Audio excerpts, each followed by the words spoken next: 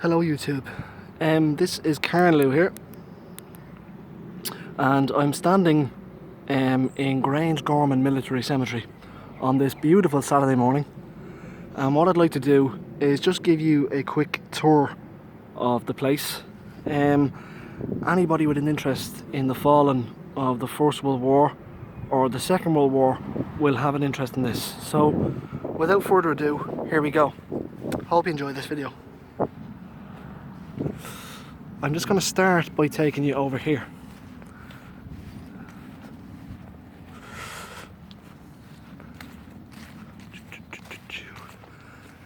Apologies for the sunshine, although we can't complain.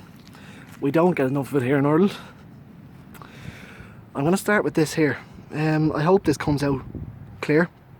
As you can see from the top, it's a dedication to the men of 1914, 1918 and 1939 and 45. Now, just to explain, the majority of the soldiers who are buried here in the cemetery are from the First World War. So the majority of the graves that you see here are from World War I veterans, not World War II. There are a few from World War II, but not too many. Okay? And that's what makes the 1939-45 dedication a little bit poignant. This cemetery is dedicated to the men that fought in the Second World War, but there's not too many of them here. The majority of them are, as you can see, buried in Cork Military Cemetery. But the dedication is there none the same. For those of you who may be interested, Ireland was neutral during the Second World War. We were officially neutral, which meant that we didn't fight. However, we did have up to 200,000 men who did fight willingly in the British Army. So just to give you a look at it, it's a lovely dedication, and it's nice that the men get recognised now, because at the time they certainly didn't. Okay, so I'm just going to take you up here now.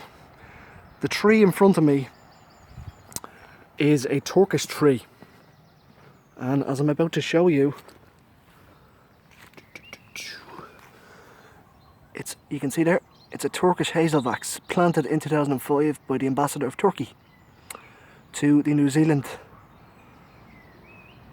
Army Corps, and it was planted to mark the 90th anniversary of the Gallipoli landings on the 25th of April 1915, which leads on to my next point.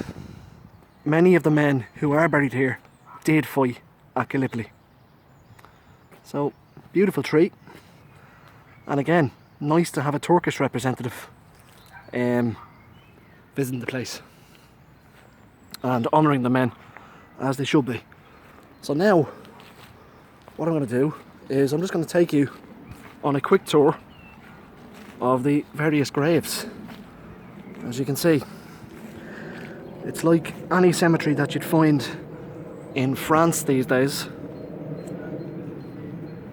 And if anything else, it's just nice to have a walk around and just honour the men that are buried here. I hope this gives you a sense of the place. It's a beautiful cemetery. It's very well kept. And I suppose I should give a quick shout out here to the author Rudyard Kipling, the British author Rudyard Kipling. He is of course responsible for these war cemeteries and how well maintained and well kept they are, as he believed, as I do, that the men of both world wars should be honoured, and how right he was.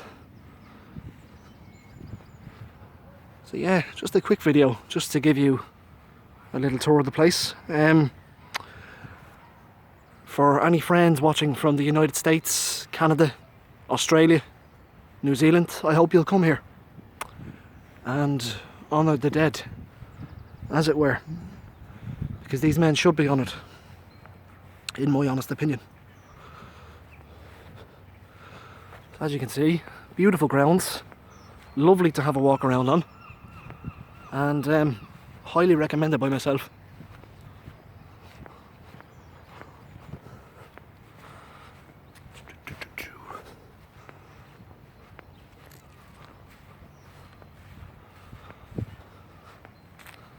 as you can see. Just gives you an idea. Beautiful cemetery, wonderfully well maintained, and a more than fitting tribute to the men of 1914-18, 1939 to 45.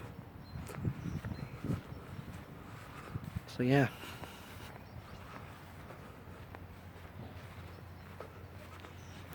I also have an uncle buried here too.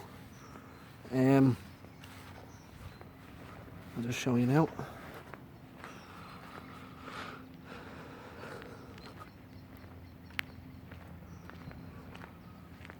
He is buried just up the back here. He fought in the 1914-18 war, only to come home and perish in the Great Flu. So, here we go. Just a short little video, guys. Just to show you. As I say, once again, it's a wonderful cemetery. Lovely to walk around in. And I hope you enjoyed this video. My name has been Carnlow, and as always, until next time, take care.